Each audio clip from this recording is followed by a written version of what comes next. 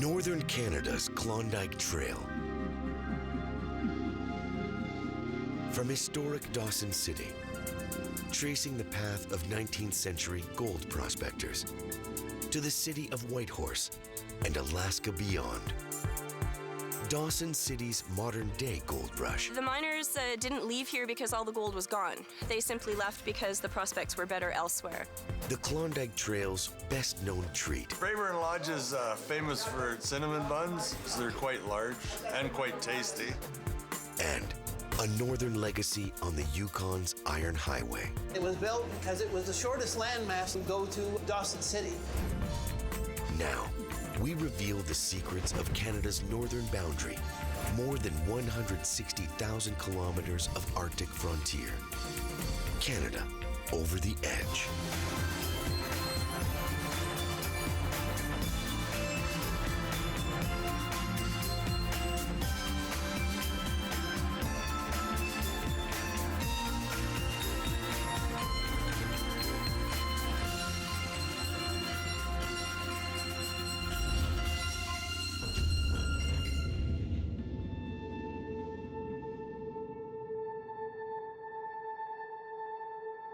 "50 kilometers east of the Alaska border, in the heart of Canada's Yukon Territory, the Klondike Highway leads to the iconic community of Dawson City.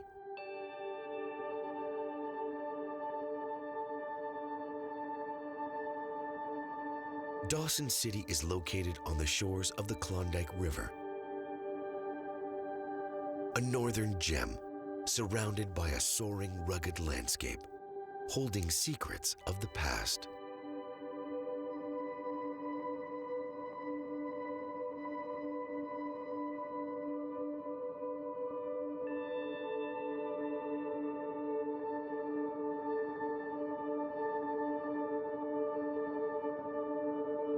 High above the town, this vast crater is known locally as the Moosehide Slide.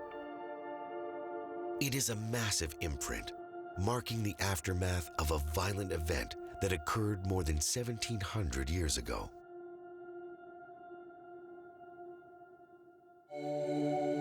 Scientists still don't know exactly what happened.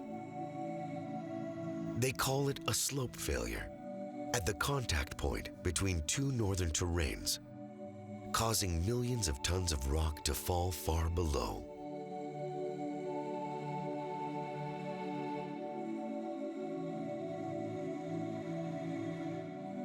And at the base of the slide, the town of Dawson City is an enigma of its own.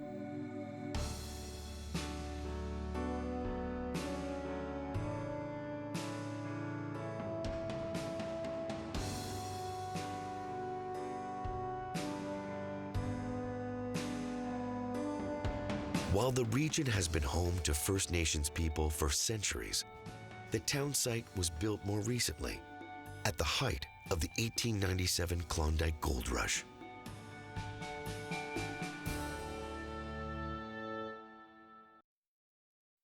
Dawson is about as far north on the Klondike Highway as most people like to venture, especially in the winter. It's the end of the road, so it has that frontier-like atmosphere. So while all the miners were out on the creeks, a fellow named Joe Ledoux realized that this strike was something quite extraordinary. And he knew that there needed to be a service and supply center near the gold fields. And as a result, instead of staking a gold claim, he staked the town site of Dawson City and started parceling off lots. But according to Janice Cliff, Dawson's early days held little resemblance to the pristine community of today.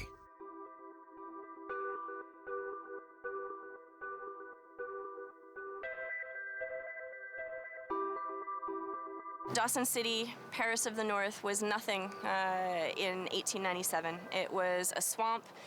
Rudimentary log cabins and wall tents were set up. The first business in Dawson is rumored to be either a saloon or a sawmill. You have to think of Dawson as a service and supply center, not this incredible place that it grew to be. More than a century later, visiting Dawson is like traveling through time. Reminders of the gold rush days are everywhere. From storefronts of another era to antiquated mining technology abandoned in the hills surrounding.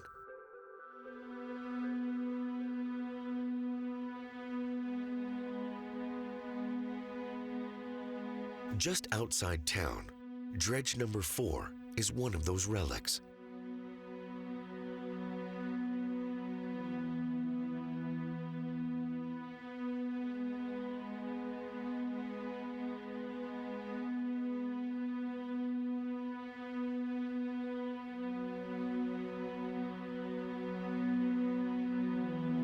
For decades, Dredge Number 4 dug deep beneath Bonanza Creek and the water surrounding in search of gold.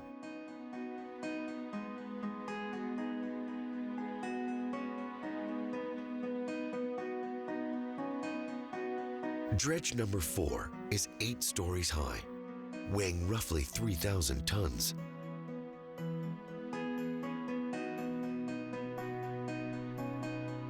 With a bucket capable of digging 17 meters below water. It was a unique operation, lifting gravel laden with gold at the front of the dredge, separating that gold with a revolving screen washing plant in the middle, then shooting the remaining gravel out the back.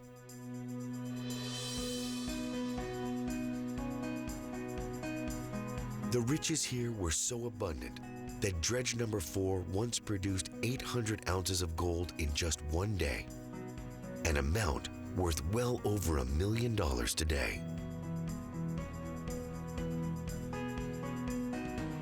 Dredge Number 4 ceased operations in 1960, the largest wooden hull bucket-line dredge in North America. Today, it is a National Historic Site of Canada.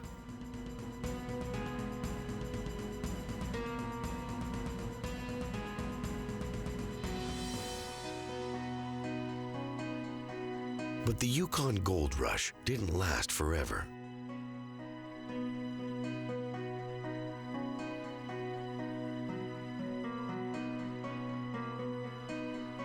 Once prospectors had gotten rich from the plentiful hills surrounding Dawson, word arrived that even greater riches were to be found further west.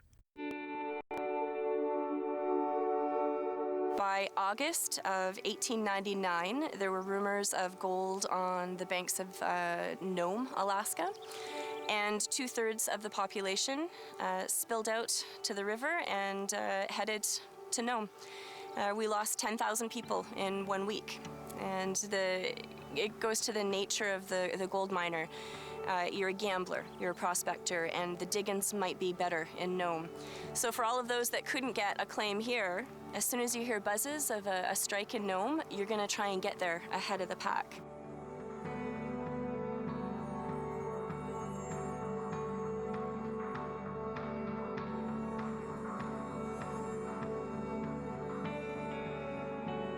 Activity in Dawson slowed for a while, but it didn't mean the mining industry in the Yukon was dead forever. The miners didn't leave here because all the gold was gone. They simply left because the prospects were better elsewhere. But then, of course, we evolve mining technologies, bring in the steam shovel, dredging operations. And so with a change in mining regulations that went from 1 claim per person to large tracts of land being granted, they were called concessions, this sort of opened the door for corporate mining. And we actually had quite intensive investment in the region.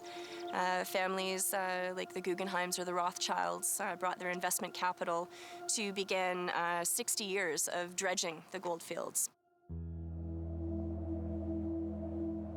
And decades later, Dawson remains a mining hotbed.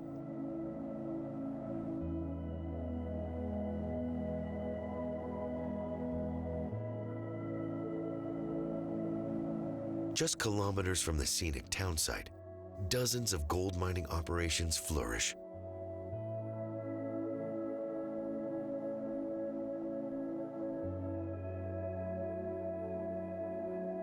Some reworking the same ground mined by prospectors over a century ago.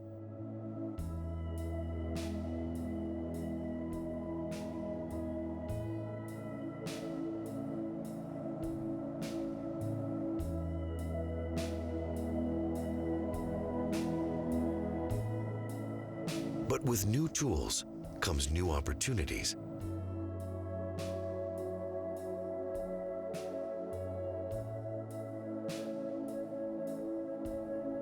Here, bulldozers remove a top layer of dirt, digging down to the mineral-rich gravel seams known as the pay.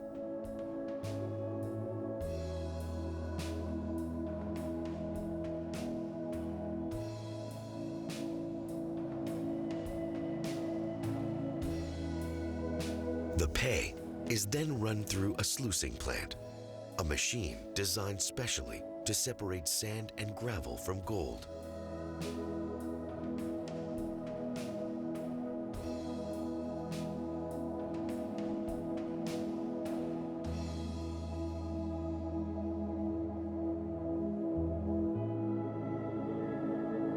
The miners will move as much pay as they can through the sluices with the use of dump trucks and backhoes.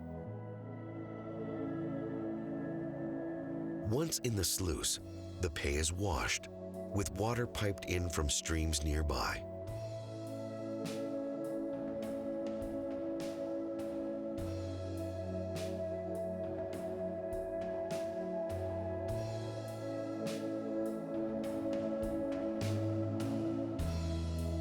In the end, hundreds of tons of earth is moved in the hopes that just a few precious ounces of gold will be found, glittering in the wash plants where it collects.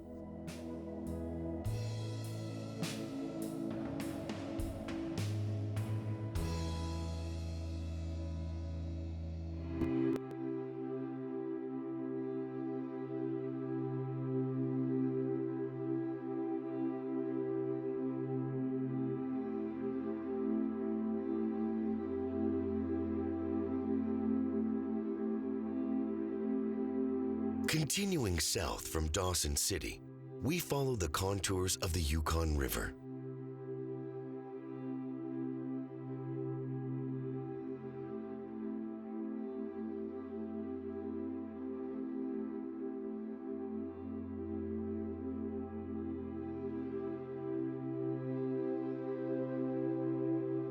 The Yukon River originates in northern British Columbia, flowing through the Yukon and Alaska, and emptying into the frigid waters of the Bering Sea.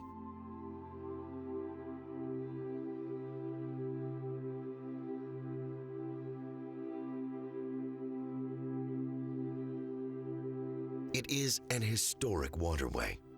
Some anthropologists believe the Yukon River Valley was the primary immigration route south for the first human inhabitants of North America.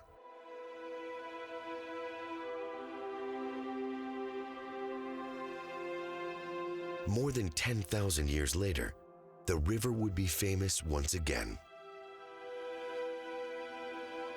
The Yukon River became a marine highway for prospectors during the Klondike Gold Rush, traveling from Lake Bennett in the southern Yukon to Dawson City on paddle wheel riverboats like this one.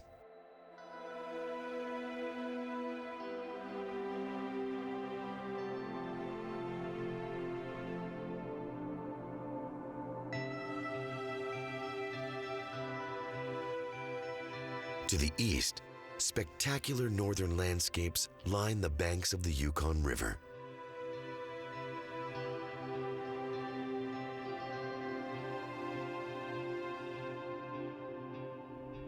Here, Haystack Mountain stands 900 meters high. A remote landmark some 40 kilometers south of Dawson City.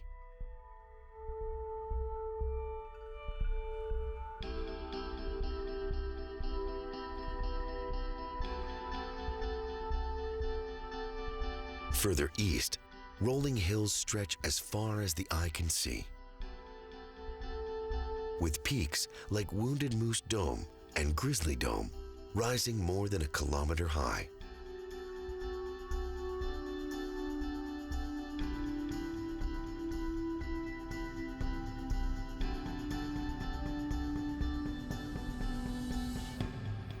And throughout the region, the Yukon's fall colors are ablaze.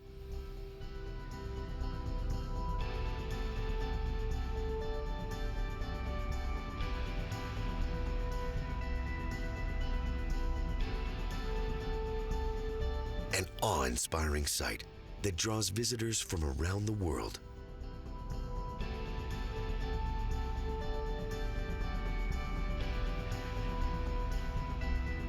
Now, in early September, these colors are at their peak, but they won't last forever. This stretch of Yukon could see snowfall in a matter of weeks.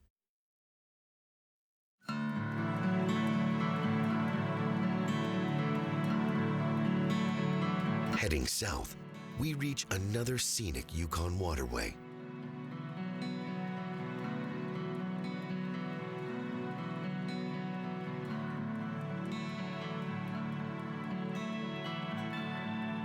The Stewart River is a tributary of the Yukon River, extending 500 kilometers to the east.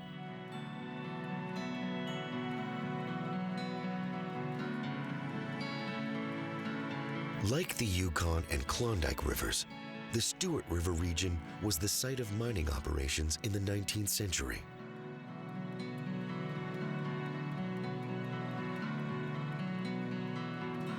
But while much of the Yukon was mined for gold, the area surrounding the Stewart was rich in silver.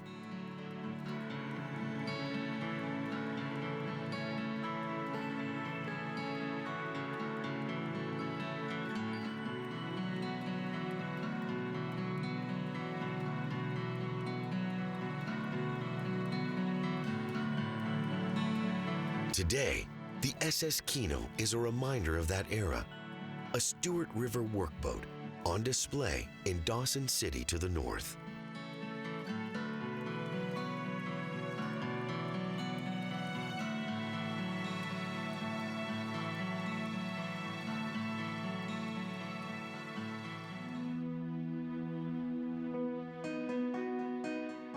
Beyond the Stewart River and continuing southeast, the Yukon's awe-inspiring fall colors lead to one of the territory's most unique peaks, Volcano Mountain.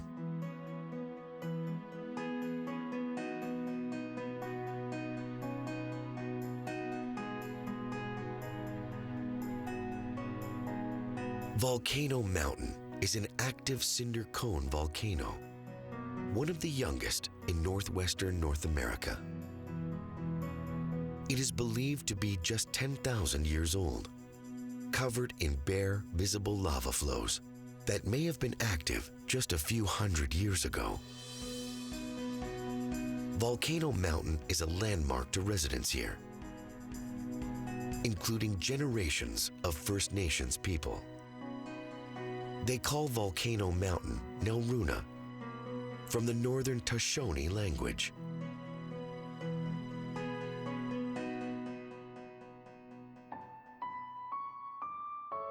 Finally, just beyond Volcano Mountain, we reach a third Yukon waterway.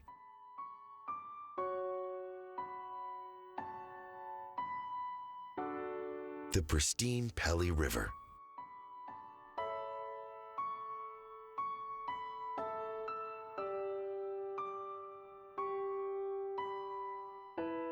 The Pelly River flows 530 kilometers to the south and west, with a drainage area measuring 49,000 square kilometers.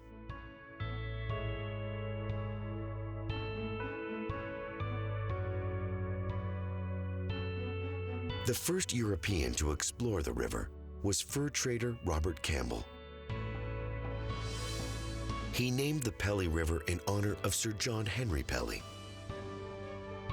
governor of the Hudson's Bay Trading Company.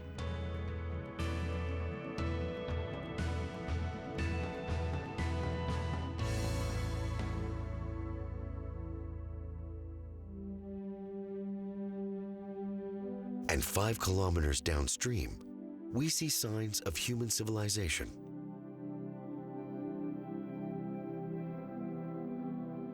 Here, where the Pelly River empties into the Yukon River, Fort Selkirk has been designated a Yukon Historic Site.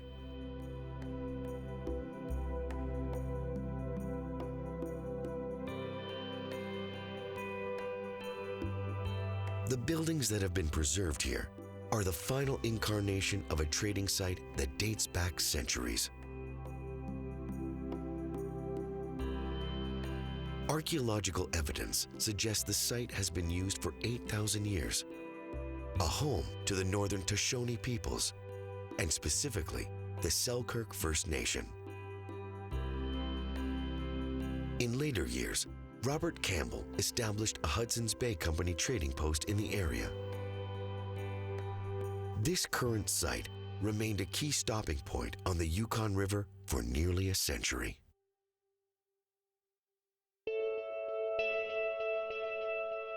Continuing southeast from Fort Selkirk, we follow the path of the Yukon River. North America's third longest waterway.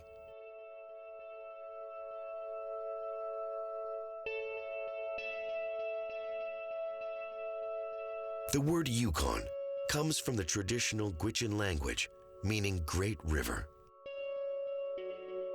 It is a legacy that has developed over thousands of years. The Yukon River was an immigration corridor for North America's earliest people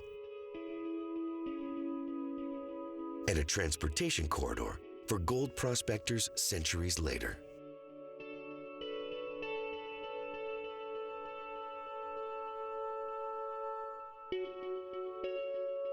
The Yukon River remained a crucial trade route until the 1950s with the construction of the Klondike Highway.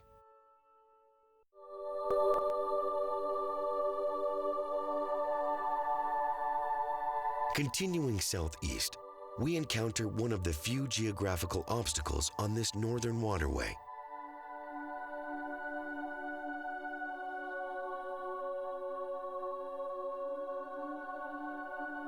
Five Finger Rapids is a series of small islands, jagged chunks of reddish rock that make this stretch of river nearly unnavigable.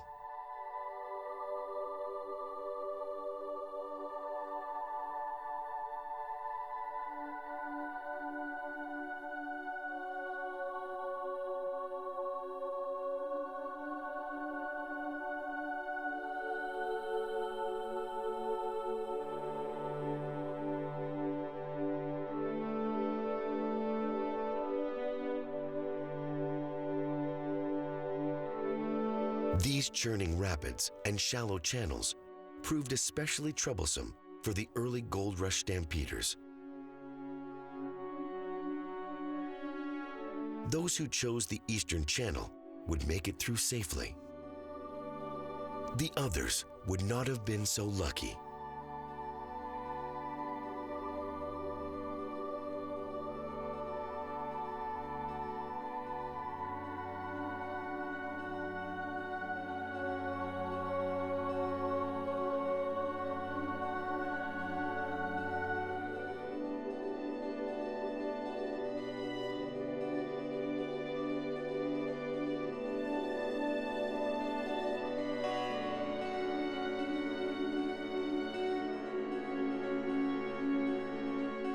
And just to the east, we meet the Yukon River's modern-day counterpart.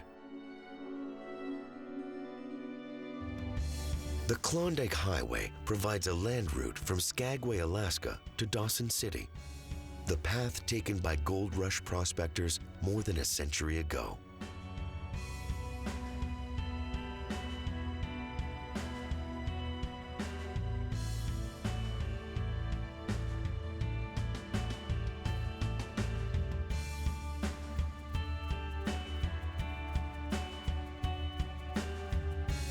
The highway comprises 24 kilometers of roadway in Alaska, 56 kilometers in British Columbia, with the remainder passing through the Yukon.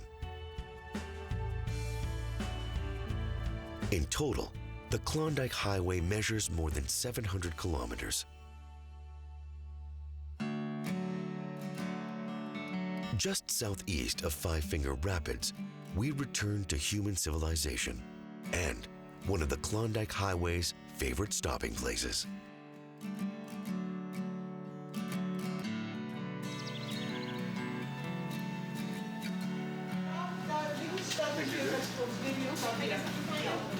Hi, I'm Steve Watson, and I'm owner of Braeburn Lodge. We're in the Yukon, about 60 miles north of Whitehorse, the main city. Braeburn Lodge may be the only true landmark in Braeburn, but it wasn't always that way, with a legacy dating back to the gold rush trails used more than a century ago.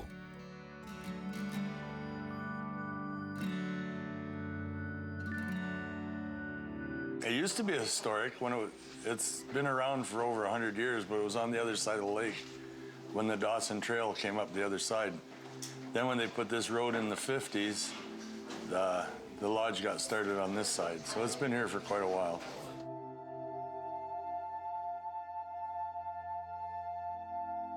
Today, Braeburn Lodge is known for a different kind of treasure. Yeah, Braeburn Lodge is famous for its cinnamon buns. They're quite large and quite tasty. Steve Watson has won fans all over the globe with his secret recipe.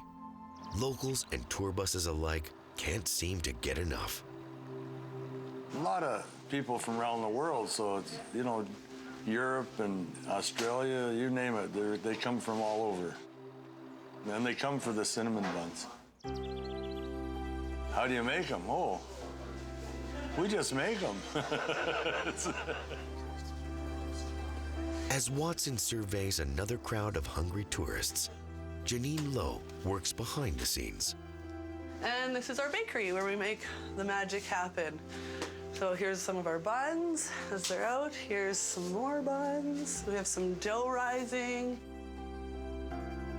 Now, with the dough ready to go, Lowe demonstrates how it's done. All right, so this is how the buns are made. We let our dough rise. It's all risen. Knock it down a bit. I like to stretch it as I go. And then it's kind of like an art, you know? Like you gotta very delicately make sure you stretch it evenly across the table.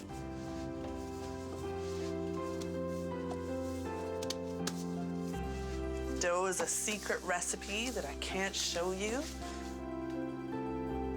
Lowe coats the dough in a layer of butter, then sugar, cinnamon, and raisins. Handful of raisins. Finally, she's ready for the roll. I always like to tuck it in really tight.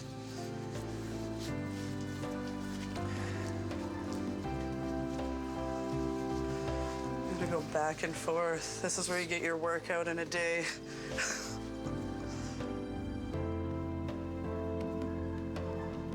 Next, the buns are cut and put in their own individual grease pans.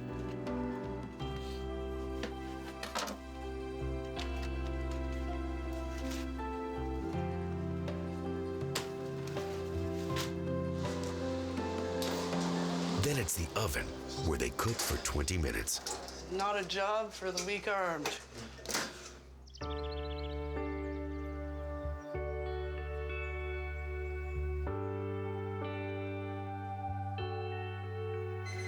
Okay, now it's time for the buns to come out.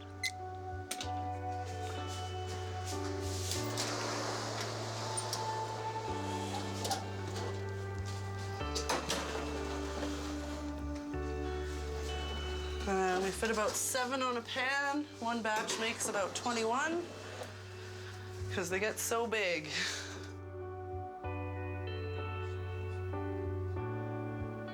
Finally, we have to ice the buns before they can go to the customer because it's no good without the icing. It's special Braeburn icing. Drizzle it everywhere. Drizzle it across. Now we wrap them up and hand them out to the customer, hot and fresh for all the buses, tourists, and locals that come by.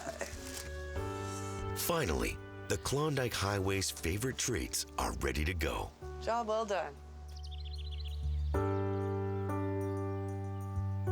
Back in front, Steve Watson watches another happy crowd continue on their way. He's been in Braeburn for decades and can't imagine life anywhere else.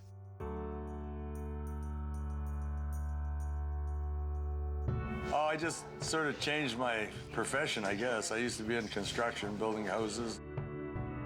I just needed a change, and that was 25 years ago, and I'm still here.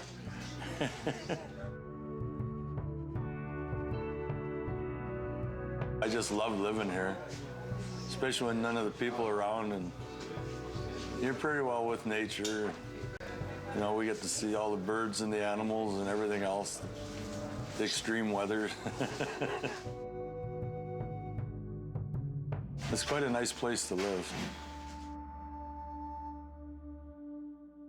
Continuing south from Braeburn and Braeburn Lodge, the waters of the Yukon River widen. Here, the Yukon River becomes known as Lake Labarge.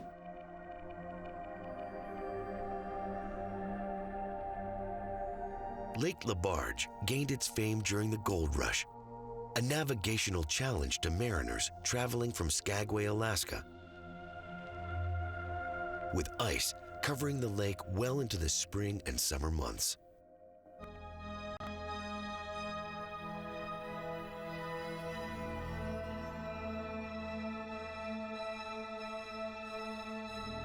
Finally, continuing south, we return to civilization as we soar high above the largest city in Canada's north, Whitehorse.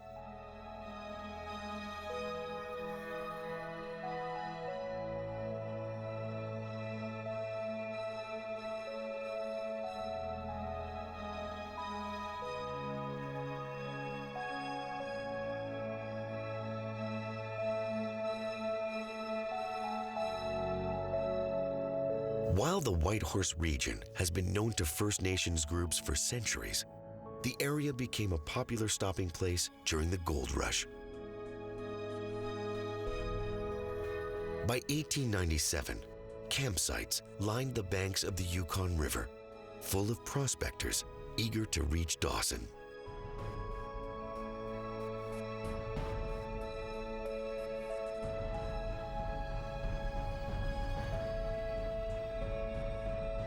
And in 1900, Whitehorse would change forever with the arrival of the railroad, connecting Whitehorse to Skagway in the south.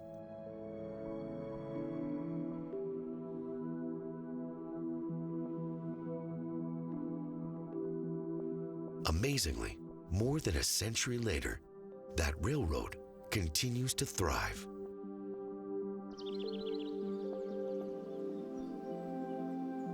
My name is Stephen Caulfield, and I'm a brakeman, and I'm also a conductor too on the White Pass, but today I'm the brakeman. This railroad originally went from Skagway to Whitehorse, 110 miles, and it was built because it was the shortest landmass to go across, to come from the ocean to the river to go to Dawson City.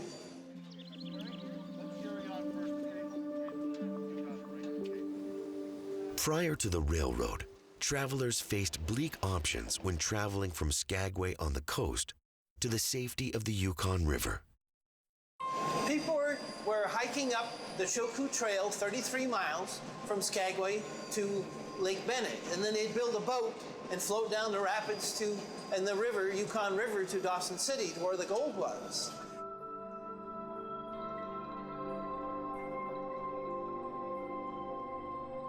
But building a railroad of this magnitude was no simple task.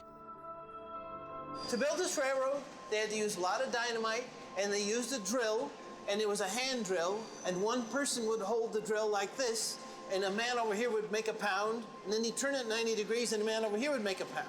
So they all had to have a lot of trust in each other. And once they got the holes deep enough, they put black powder in there and some mud on top and the fuse, and then they blasted the rock.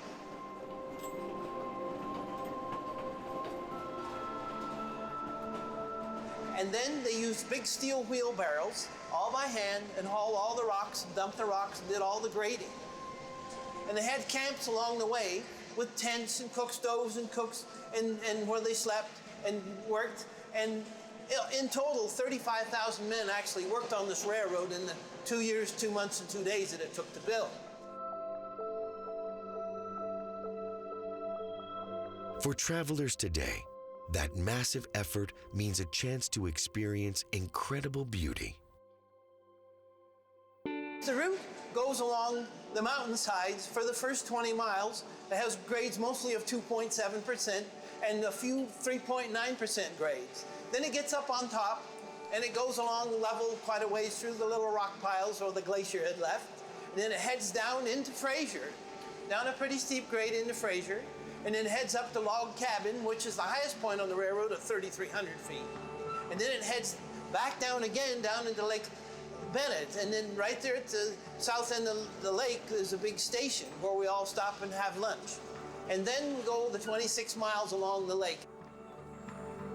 However, the part past that goes through the trees and winds around, and there's a few grades and a few bridges that gets to Whitehorse.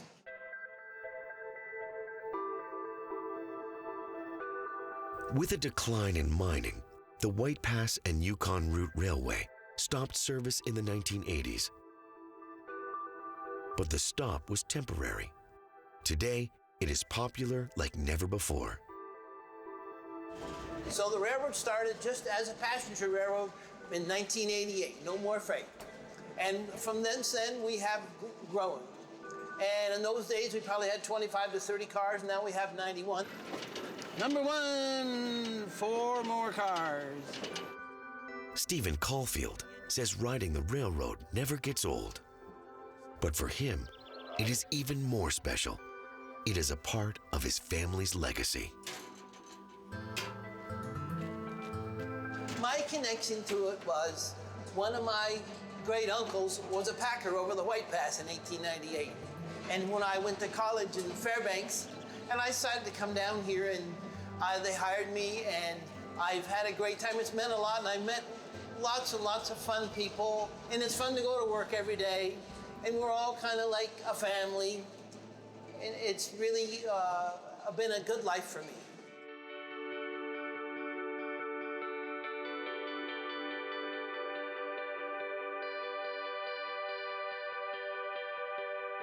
South of the city of Whitehorse and into the province of British Columbia, the shores of Lake Bennett are a scenic wonder.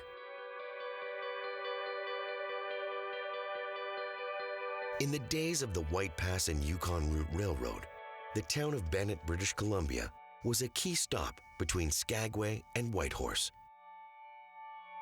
But before the railroad, the lake marked the end of a dangerous trek known as the Chilkoot Trail.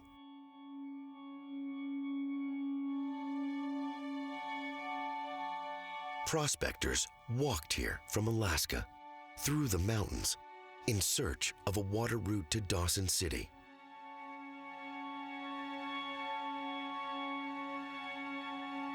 It is a region with a unique history that has been preserved on these shores. My name's Christine Hedgecock, and I work with the Field Patrol on the Chilkoot Trail National Historic Site of Canada. Well before the gold rush, the First Nations were trading from the coast to the interior First Nations. The Chilkoot Trail gives access to the interior from the Pacific Ocean, over the coast mountains, and into the Yukon water drainage. It's a narrow passageway, it's a natural flightway, it's a natural travel path. While the trail was used by First Nations residents for generations, it quickly became popular to the outside world with rumors of gold. The Stampeders came up in they had started coming up here in the early 1890s, even the 1880s, and but it wasn't the main part of the rush. The high point of the rush was the years of 1897, 1898, and Thousands of people had come from the south, come right across Canada, come out of the United States, come from all over the world, and were involved in this stampede, this gold rush.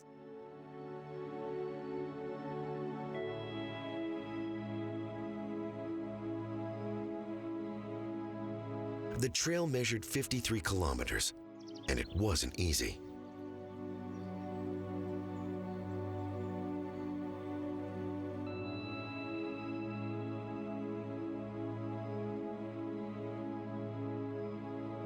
Just reading the diaries of the stampeders, they described difficult times, and they needed to bring supplies that would last a year, and this essentially measured up to about a ton of goods, and they hauled that for up to 3 months. Today, hikers and visitors can see the imprint that remains of Bennett, from the town's historic church to the barracks of the Northwest Mounted Police and their superintendent, Sam Steele.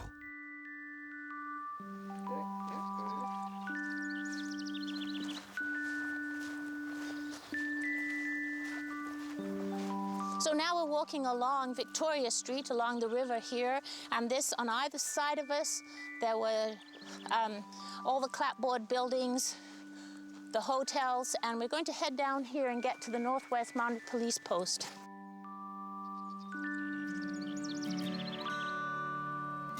Amazingly, discarded pots, pans, and broken bottles of the era remain.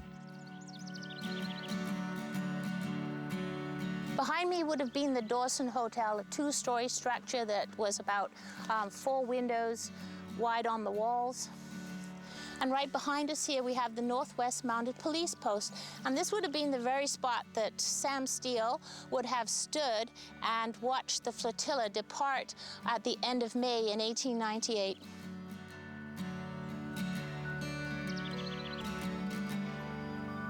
Further, a century-old stone wall marks the former home of architect Francis Rattenbury, who would later be remembered as one of British Columbia's foremost architects.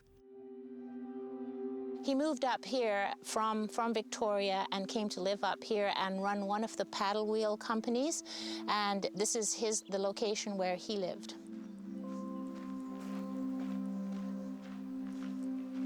But at the top of the hill, Bennett's proudest structure still stands. This is St. Andrew's Presbyterian Church, built in the spring of 1899. The community built it up around a canvas wall tent and continued to have services while the church was being built. It was built and designed by the Reverend John Sinclair from Lanark County, Ontario. This is the sole standing building left from the Gold Rush era. It's amazing that it's still here with us. And you can see the decorative motif on the building. And that echoes the romantic high Victorian Gothic revival that was going on at the time. Lots of churches echo that architectural tradition, and this church does too. And it's built out of slab wood, and you can see how the planks are on an angle here, and that gives the building a lot more rigidity and strength. And at this time that they were looking for the wood to build this church, they were milling the railroad ties for the train, and a lot of slab wood was available, and they used this on the church.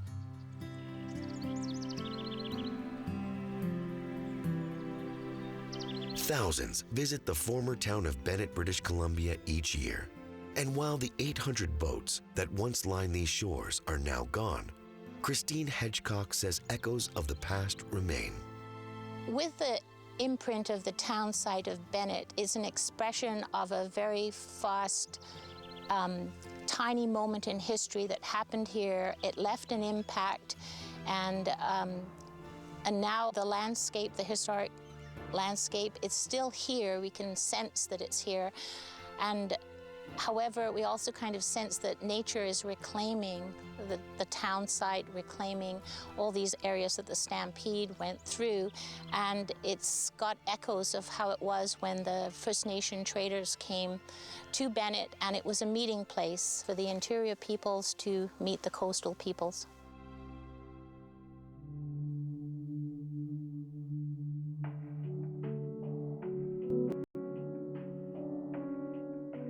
High above Lake Bennett, soaring landscapes continue as far as the eye can see.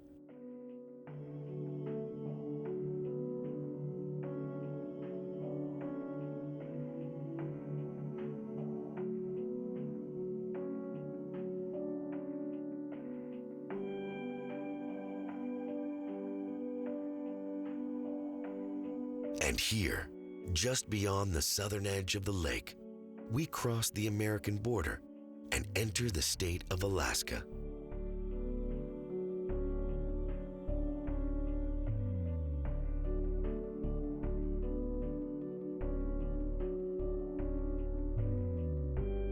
It is an incredible rugged frontier with peaks more than 2 kilometers high, separating us from the historic town of Skagway and the Pacific Ocean beyond.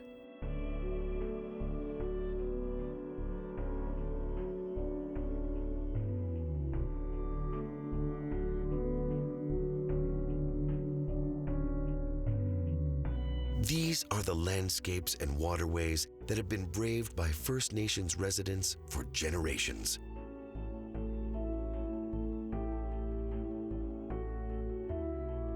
And more recently experienced by gold prospectors, embarking on a journey to Dawson City, more than 600 kilometers away.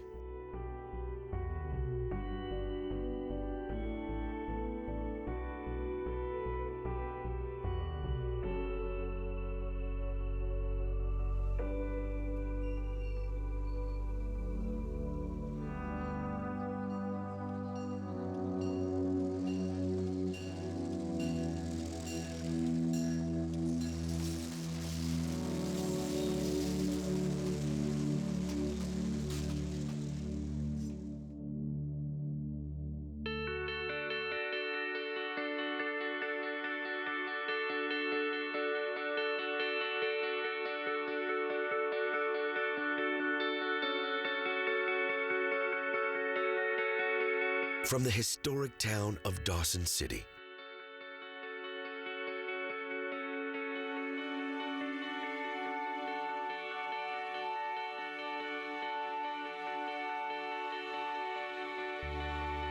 to the First Nations settlement and Hudson Bay Company trading post at Fort Selkirk,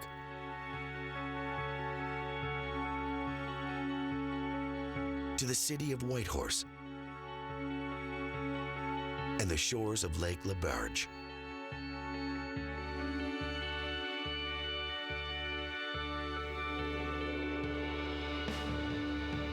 The Klondike Trail is an unimaginable journey through time.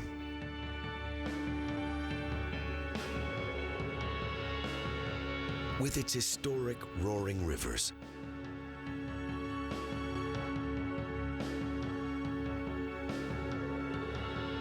ethereal fall colors, and its timeless roadways and railways.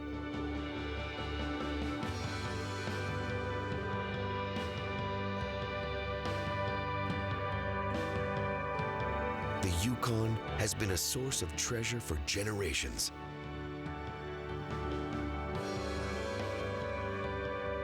And will continue to be a journey full of riches far into the future.